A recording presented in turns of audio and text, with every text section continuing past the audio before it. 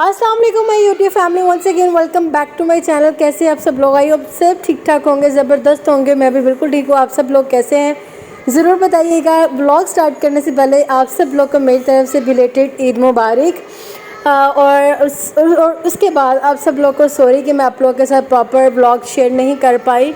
मेरे पास प्रॉपर जो है ना फर्स्ट डे के क्लिप्स भी पड़े हुए हैं, चांद रात की भी रूटीन मेरे पास सारी पड़ी हुई है। मैंने जितना मेरे से हो सका मैंने शूट किया, लेकिन मैं आप लोगों के साथ व्लॉग शेयर नहीं कर पाई। उसकी रीज़न क्या थी मैं आप लोगों के साथ सारी रीज़न भी शेयर करती हूँ।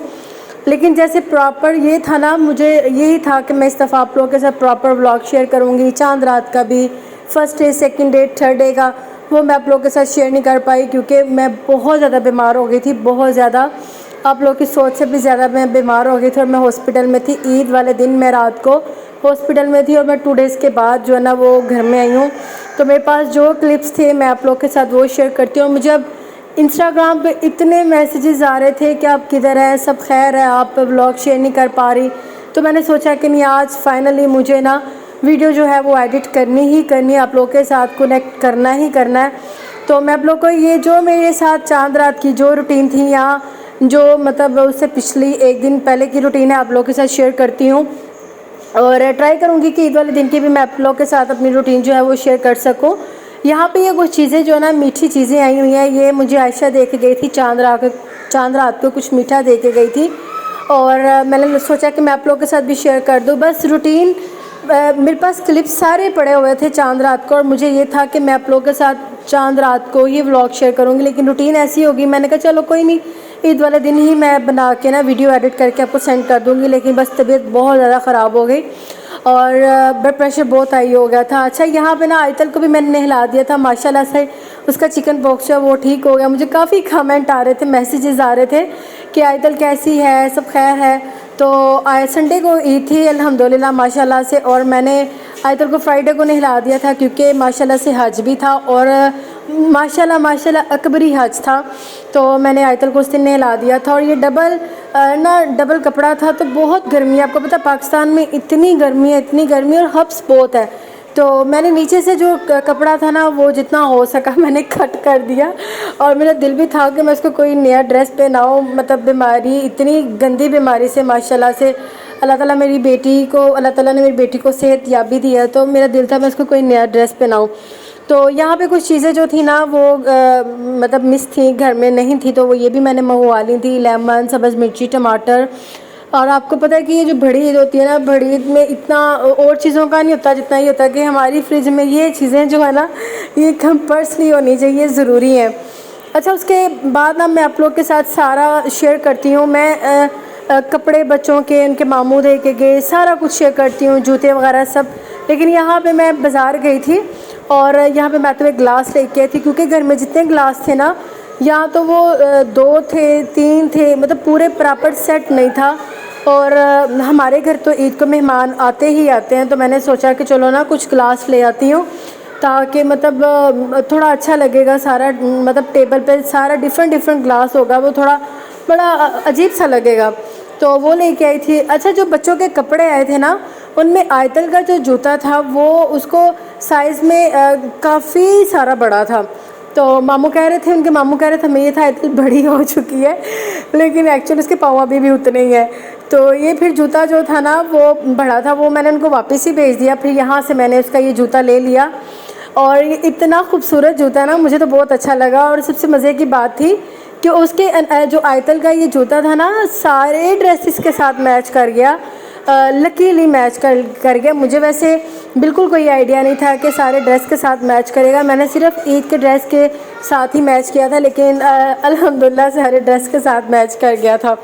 और साथ में ये शीट थी, टेबल की शीट। आपको पता, मैं तकरीबन हर व्लॉग में बोलती थी जब भी मेरा बाज़ार चक्कर लगेगा मैं शीट लेके आऊँगी, जब भी चक्कर लगेगा। लेकिन ये था कि कोई ऐसा सिस्टम नहीं बन पा रहा था कि मैं शीट जो है ना वो भी अफोर्ड कर सकती। तो फिर अभी मेरा सिस्टम बन रहा था, तो मैंने कहा सबसे पहले मैं शीट जो है ना ये ज़रूर लेके आऊँगी। और क्योंकि यहाँ पे सबने खाना था तो मैं शीट लेके आई और इस दफ़ा मैं बहुत ही रीज़नेबल लेके आई हूँ, क्योंकि जितनी महंगी मैंने शीट मैं कहती हूँ घर में कुछ और मैंने महंगा नहीं लिया, जितनी मैंने शीट जो है ना वो अच्छी डाल दी। इस दफ़ा मैंने बहुत सस्ती शीट ली कि नहीं, फट तो जानी है, मतलब मैं हर दफ़ा कुछ और आप बाज़ार से लो ना लो, शीट जो है ना वो आप ज़रूर लोगे। तो फिर मैंने इस दफ़ा ये थोड़ी हल्के वाली शीट डाली, लेकिन ये था अच्छी लग रही थी, साफ़ सुथरी लग रही थी। आप कपड़ा मारो तो सारा कुछ जो था ना वो साफ़ सुथरा, कोई ऊपर जमेगा नहीं, कोई गंद नहीं पड़ेगा। अच्छा, मैं वॉइस ओवर कर रही हूँ तो गली में इतना बच्चे इकट्ठे हुए हैं, हालांकि लाइट है लेकिन आज पता नहीं मौसम थोड़ा अच्छा हुआ है ना, बारिश हुई है तो गली में सब बच्चे इकट्ठे हुए हैं। तो अगर बैकग्राउंड से आपको थोड़ी इस तरह से आवाज़ें आ रही हैं तो प्लीज़ इग्नोर कर दीजिएगा। तो यहाँ पे ये देखें जी जनाब, चांद रात की तैयारियाँ जो है ना, ईद की तैयारियाँ चांद रात वाले दिन चल रही हैं। तो फाइनली टेबल जो था ना ये सेट हो गया था, ये देखिए टेबल सेट है, तो बस माशाल्लाह से सब सेट है। और यहाँ पे अब्बू जो थे ना, जाके अब्बू और हस्बैंड और हमारे बहनोई माशाल्लाह से ये जाके ना तो ये बकरे ले आए थे। और यहाँ पे अहमद जो था, इतना मुझे बड़े माशाल्लाह से प्यारे बकरे थे। ये वाला वाइट वाला मुझे इतना प्यारा लग रहा था। एक वक्त था मुझे इन बकरों से बहुत डर लगता था, लेकिन अब नहीं डर लगता। तो मुझे दुनिया की किसी चीज़ से डर नहीं लगता, मतलब इतना आप मेंटली अब इतने स्ट्रांग हो चुके हो कि अब ऐसे भी माशाल्लाह से 4 बच्चे हो गए। तो यहाँ पे ना हम अहमद कह रहे थे इसके ऊपर ना मम्मा ईद मुबारक लिखो, लेकिन हम जो था ना वो मेहंदी कौन से लिख पा रहे थे तो उससे नहीं लिखा जा रहा था। फिर हमने वो आइडिया लगाया कि इसको पानी वाली जो मेहंदी होती है ना वो फिंगर से लिखा जाएगा, वो भी हमने मंगवाई, उससे भी नहीं लिखा गया, शायद मुझे लिखना नहीं आ रहा था। फिर तकरीबन यहाँ पे टाइम हो गया था 7 बजे का, और अनाया कह रही थी मामा मुझे मेहंदी लगाओ। और ये मेरे हाथ भी आप देख सकते हैं, ये हमने ट्राई की है बकरे को मेहंदी लगाने की, वो भी नहीं पूरी हो सकी थी। यहाँ पे अनाया कह रही थी मामा मुझे मेहंदी लगाओ, और आप यकीन करें मैं 7 बजे शुरू हुई, 9:30 बज गए थे और मेरे हाथ इतने कांप रहे थे, इतने कांप रहे थे, मुझे मेहंदी अच्छे से नहीं लगानी आती। और फिर भी ना करते मैं भी आपको सारी मेहंदी दिखाती हूँ जो मतलब मेरे से लगी, और जितनी मेरे से लगी मैंने उतनी लगाई। और अनार को इतने गुस्से चढ़ रहे थे, कहती मामा आप क्या कर रही हो, कैसे लगा रही हो। मुझे ऐसा लग रहा था जिस दुनिया का सबसे बड़ा टास्क जो है ना ये आज कंप्लीट करना बहुत मुश्किल है। फिर आयशा आई, आयशा कहती आप मुझे बोलती तो अलीहा मतलब उनकी जो सिस्टर है ना वो लगा देती। अच्छा, बच्चों को मैंने मेहंदी लगाने के बाद फिर मैं किचन में आ गई, और मैं यहाँ पे दूध मैंने लिया हुआ था खीर बनाने के लिए कि खीर बना लेते हैं। फिर यहाँ पे मैंने खीर बनाई, और खीर बनाने के बाद जो ना कह रहे तकरीबन ये मेरा लास्ट काम यही था। उसके बाद ये था कि मैं जल्दी ना खीर बनाने के बाद फारिग हो जाऊँ, क्योंकि लास्ट ईद पे मैंने मेहंदी नहीं लगाई थी। और इस दफ़ा आयशा और उसकी जो सिस्टर थी ना मुझे बहुत कह रही थी कि आपको हमने आपकी मेहंदी लगानी ही लगानी है, ईद बोल रही हूँ। तो मैं उन्हें कह रही थी मुझे बहुत काम होते हैं, मेहंदी लगाने का बिल्कुल टाइम नहीं होता, और फिर बाद में बर्तन ही धोने हैं, ये कर लो वो कर लो। तो वो कह रही थी कुछ भी हो हमने आपको मेहंदी लगानी ही लगानी है। और फिर मैंने उन्हें बोला था कि मैं ख़ुद आपकी तरफ आऊँगी, आके फिर मेहंदी लगवा लूँगी। बेचारियाँ 2-3 दफ़ा आई थी, मैं बिज़ी होती थी तो फिर वो मेहंदी नहीं लगवा पाई। तो मैंने कहा कि नहीं मैं ख़ुद ही आऊँगी ना। फिर मैंने सारे काम करके फिर मैं उनकी तरफ गई, जाके फिर मैं मेहंदी लगवा के, बड़ा अच्छा लगा मेहंदी लगवा के, कुछ यादें ताज़ा हो गई। और काफ़ी टाइम बाद जाके मैंने ये मेहंदी लगवाई, और ये देखें बहुत अच्छे हाथ लग रहे थे। और वैसे स्टिल अभी तक मेरे हाथों पे जो मेहंदी है ना वो लगी हुई है।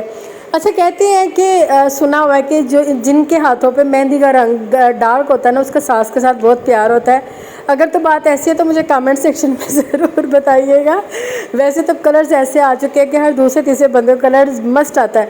अच्छा, ये बच्चों के ईदी है, ये कपड़े हैं जनाब, ये भी आप देख लें, ये अनाया का जूता है और ये साथ अनाया का ड्रेस है। अनाया ने बोला था कि मुझे इस दफ़ा ये शूज़ ही लेने हैं, तो उसके भाई शूज़ ही उनकी नानोमी ने शूज़ भेजे थे।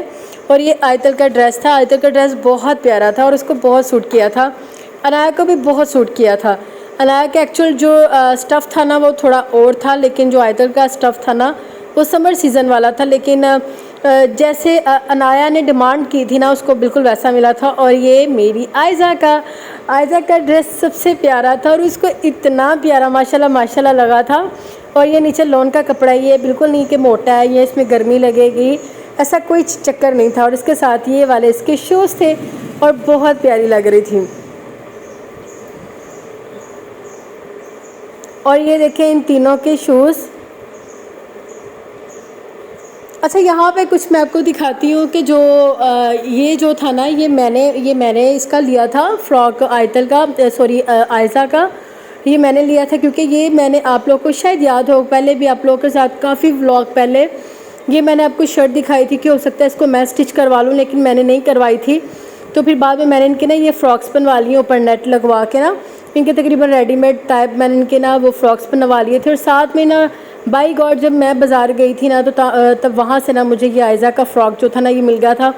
तीनों मतलब उनकी एक जैसी मैचिंग हो गई थी ताकि कोई बच्चा जो है ना वो नाराज़ ना हो पाए। और ये जो कुछ पीसेस आप लोगों को मैंने पहले भी आप लोगों के साथ शेयर किए हैं, गर्मियों के स्टार्ट होते ही मैंने इनके पीस लेके स्टिच करने के लिए दिए थे, लेकिन हमेशा की तरह मेरे कपड़े जो होते हैं ना वो लेट ही आते हैं। सबके सारे ज़माने के कपड़े जो होते हैं ना वो स्टिच हो जाते हैं, लेकिन जो मेरे होते हैं ना वो यकीन करें चांद रात को आते हैं। शायद मैं पीछे नहीं पड़ती या मुझे वो गुस्सा नहीं करना आता, मेरे कपड़े हमेशा एंड पे आते हैं। ये कुछ मैंने आयज़ा के एक एक गज़ के पीस लिए हुए थे कि इनकी फ़्रॉक्स बनवाई, गर्मी बहुत ज़्यादा ना, तो मैंने कहा कि चलो ये उसके एक एक फ़्रॉक्स बनवा लेती हूँ। ये कुछ कपड़ा ज़्यादा था, साथ में फ़्रॉक भी बन गया था और साथ में इसकी शर्ट भी बन गई थी। ये मेरा ख़्याल है ये मैंने 1.5-2 गज़ इसका कपड़ा लिया था। मुझे ये था कि मैं अनाया का या आयतल का बनवा लूँगी, लेकिन ये था फिर अनाया के भी माशाल्लाह थे, आयतल के भी काफ़ी माशाल्लाह हो गए। तो मैंने कहा कि चलो ये फिर आयज़ा का बन जाएगा, एक फ़्रॉक बन गया, एक ये शर्ट बन गई और साथ में एक ही जो है ना वो उसकी पैंट ही बन गई कि चलो दोनों के साथ पड़ जाएगी। अच्छा, उसके बाद ये सारे मैंने आपको कपड़े दिखा दिए हैं और अहमद के कपड़े रह गए, वो मैं आपको नेक्स्ट व्लॉग में ट्राई करूँगी कि ईद वाले व्लॉग में आप लोगों के साथ शेयर करूँ। खीर जो है वो भी माशाल्लाह से रेडी हो गई है, इसको मैं फ्रिज में रखूँगी। तो आई होप कि आप लोगों को मेरा व्लॉग बहुत अच्छा लगा होगा। प्लीज़ मुझे दुआओं में याद रखिएगा, आप लोग की दुआओं की बहुत ज़्यादा मुझे ज़रूरत है। अल्लाह ताला बच्चों के सदक़े सबको सेहत तंदुरुस्ती वाली ज़िंदगी दे और अपने बच्चों के सदक़े सब माँ बाप को अपनी औलाद के लिए सलामत रखे। तो मिलती हूँ आप लोग के साथ कल वाले व्लॉग में। इंशाल्लाह ट्राई करूँगी कि अब रेगुलर व्लॉग आप लोग के साथ शेयर कर सकूँ। तो अपना ढेर सारा ख्याल रखें, अपने बच्चों का ख्याल रखें, अपनी फैमिली का ख्याल रखें। मिलती हूँ कल। अल्लाह हाफ़िज़, बाय बाय।